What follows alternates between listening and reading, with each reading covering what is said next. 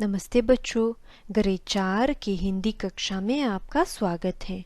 हमारा पाठ है हमारे पहाड़। हमारे उद्देश्य हैं अनुच्छेद पठन तथा समझाना, बहुविकल्प प्रश्नों को कराना और अंत में अकारांत पुल्लिंग शब्दों पर अभ्यास कार्य कराना। चलिए शुरू करते हैं। आप पुस्तक खोलिए और पृष्ठ 98 पर जाइए।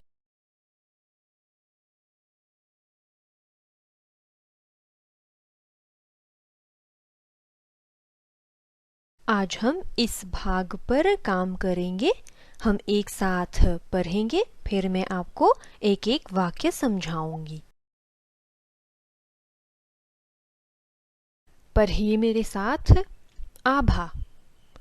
कहीं कहीं पहाड़ों से झरने झरते हैं और कहीं कहीं तराइयों से पानी बहकर तालाबों में जमा होता है।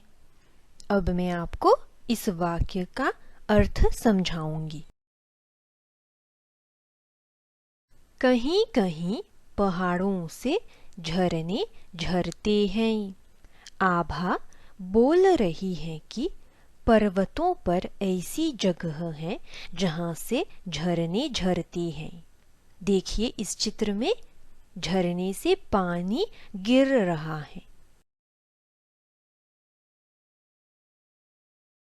और कहीं कहीं तराइयों से पानी बहकर तालाबों में जमा होता है। तराई का मतलब है पहाड़ के नीचे का मैदान। बच्चों, इसमें से पानी बहकर तालाब में जाता है। देखिए यहाँ पर पानी बहकर तालाब में जमा होता है।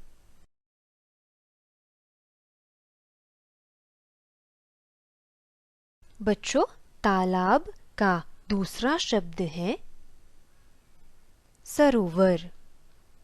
इसे हम तालाब कहते हैं और सरोवर भी कहते हैं। अब हम बहुविकल्प प्रश्नों को पूरा करेंगे। आप पृष्ठ 99 पर जाइए। हम नंबर 1 करेंगे। हम एक साथ कार्य को पढ़ेंगे, फिर आपको काम करने के लिए समय दिया जाएगा। चलिए निर्देश पढ़ते हैं। नंबर 1 अ। इन प्रश्नों के सही उत्तर चुनकर लिखिए। नंबर 1 सिंह पर्वत क्या है? क पहाड़, ख जंगल, ग तालाब। Number 2 पितों de la petite rivière noire किस पर्वतमाला में है? क Grand Port, ख मुका, ग ब्लैक रिवर। नंबर 3 मोरिया पहाड़ की आकृति कैसी है? क सिंह जैसी, ख मनुष्य जैसी, ग खरगोश जैसी। पृष्ठ 100 पर जाइए। नंबर 4 मॉरिशस का सबसे ऊंचा पर्वत कौन सा है?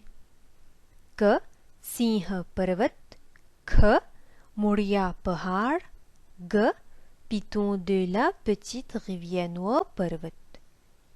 अंतिम प्रश्न तराई से पानी बहकर कहाँ जमा होता है? क तालाब में, ख नदी में या फिर ग समुद्र में।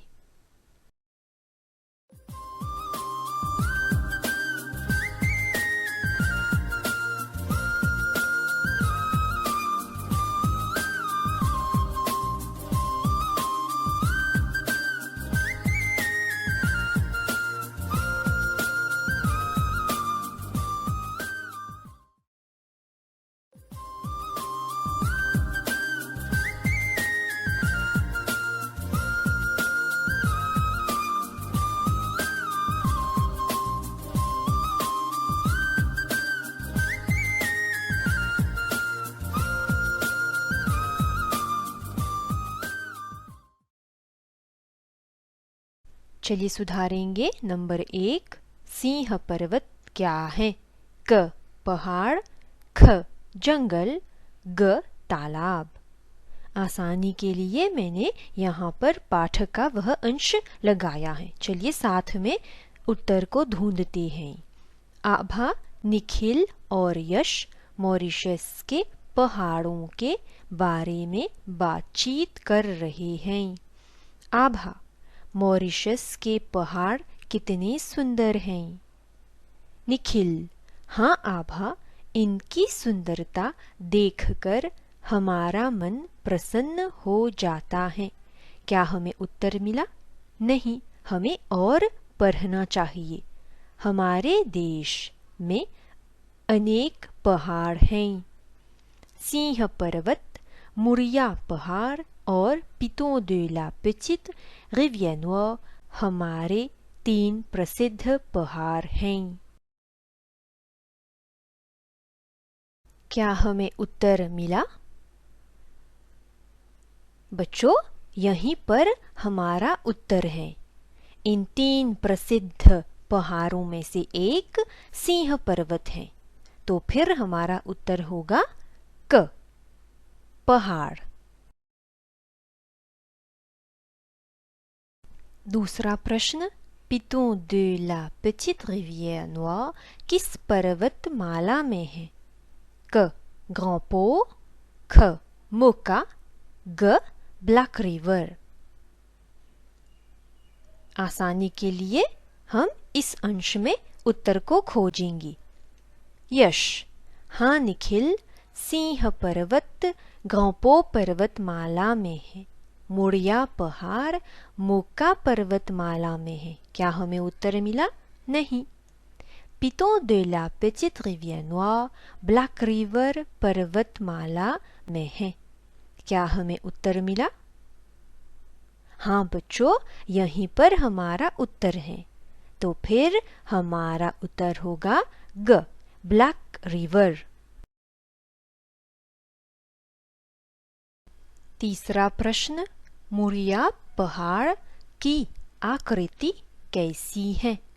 क सिंह जैसी, ख मनुष्य जैसी, ग खरगोश जैसी। चलिए इस अंश में उत्तर को खोजते हैं। आभा, सिंह पर्वत की आकृति सिंह जैसी है। यहाँ पर मुरिया पहाड़ की बात नहीं हो रही है। निखिल, और मुरिया पहाड़ का रूप मनुष्य जैसा है। क्या हमें उत्तर मिला? हाँ बच्चों, यहीं पर हमारा उत्तर है। तो फिर हम क्या घेरेंगे? ख मनुष्य जैसी। नंबर 4, मॉरिशस का सबसे ऊंचा पर्वत कौन सा है? क सिंह पर्वत, ख मुरिया पहाड़, ग पिटों de la Petite Rivière Noire पर्वत। चलिए उत्तर ढूंढते हैं। आभा, हाँ यश, लेकिन पिटों de la Petite Rivière Noire Mauritius का सबसे ऊंचा पहाड़ है। क्या हमें उत्तर मिला बच्चों? हाँ बच्चों, यहीं पर हमारा उत्तर है। तो फिर हम क्या घेरेंगे?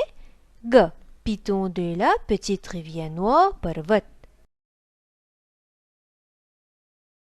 नंबर 5, तराई से पानी बहकर कहाँ जमा होता है? क तालाब में, ख नदी में, ग समुद्र में। चलिए उत्तर ढूंढेंगे। आभा, कहीं कहीं पहाड़ों से झरने झरते हैं और कहीं कहीं तराइयों से पानी बहकर तालाबों में जमा होता है। क्या हमें उत्तर मिला? हाँ बच्चों, यहीं पर हमारा उत्तर है। तराई का पानी तालाब में जमा होता है। हम क्या घेरेंगे? क तालाब में। बच्चों, आप काम सुधारिए, फिर हम अगले कार्य की ओर बढ़ेंगे। अकारांत पुल्लिंग शब्दों को बहुवचन में डालना कारक रहित। इसका मतलब है कि इस कार्य में कारक का प्रयोग नहीं किया गया है। अकारांत पुल्लिंग शब्द उस शब्द को कहते हैं जिसके अंत में अवर्ण सुनाई दे। जैसे बंदर, बंदर के अंत में अवर्ण सुनाई दे रहा है। बंदर का बहुवचन शब्द है बंदर। इसमें कोई बदलाव नहीं आता है। मैंने कहा था बच्चों, अकारांत पुल्लिंग शब्दों को बहुवचन में डालने के लिए हमें कुछ भी नहीं जोड़ना चाहिए। अकारांत पुल्लिंग शब्द कारक सहित। इस कार्य में कारक का प्रयोग किया गया है। ने, एक वचन बंदर ने, बहुवचन। यहाँ पर हमारा उत्तर क्या होगा? याद रखिए बच्चों, यहाँ पर कारक का प्रयोग किया गया है और जब कारक का प्रयोग होता है तब हम अकारांत पुल्लिंग शब्द में ओ जोड़ते हैं। बंदर ने, बंदरों ने। पृष्ठ 101 पर जाइए। हम नंबर 3 अ पूरा करेंगे। उदाहरण के अनुसार शब्दों को बहुवचन में लिखिए। एक वचन विभक्ति रहित, बहुवचन विभक्ति रहित। कार्य के इस भाग में विभक्ति का कारक का प्रयोग नहीं किया गया है। एक वचन विभक्ति सहित, बहुवचन विभक्ति सहित। इस भाग में कारक का प्रयोग किया गया है, इसलिए आप देखेंगे कि यहाँ पर ओ जोड़ा गया है। मैंने कहा था बच्चों, अकारांत पुल्लिंग शब्द को बहुवचन में डालने के लिए हमें कुछ भी नहीं जोड़ना पड़ता है, लेकिन जब विभक्ति का प्रयोग किया जाता है तब हम ओ जोड़ते हैं। पहला उदाहरण पढ़ेंगे। जंगल, जंगल, जंगल में, जंगलों में। फूल पर, पहाड़ के। तालाब से, बंदर ने, पर्यटक को। आप काम कीजिए, मैं आपको कुछ समय देती हूँ।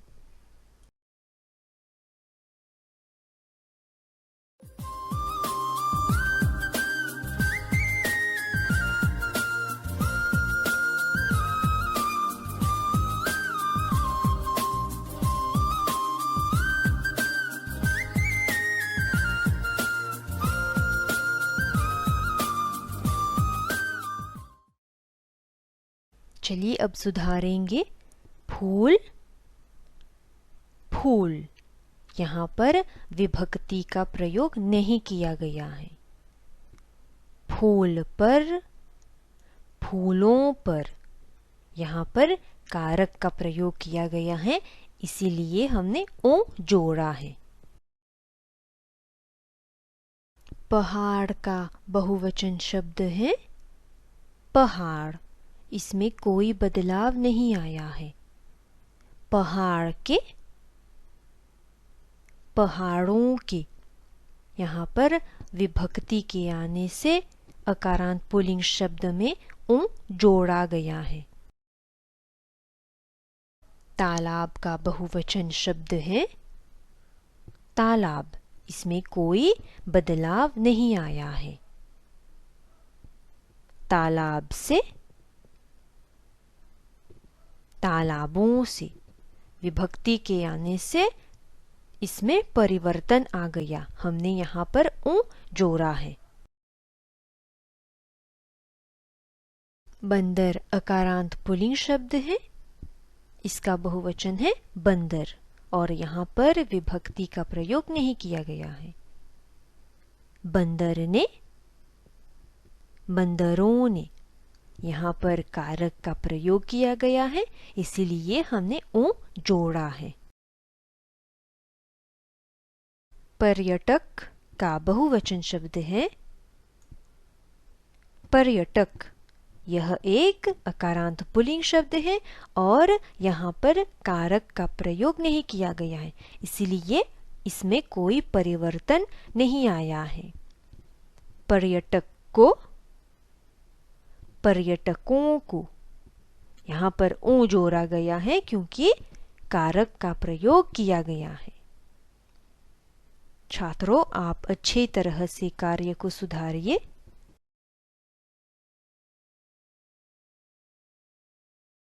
आशा करती हूँ कि आपको यह कार्य आसान लगा। आज के लिए हम यहीं पर रुकेंगे। नमस्ते।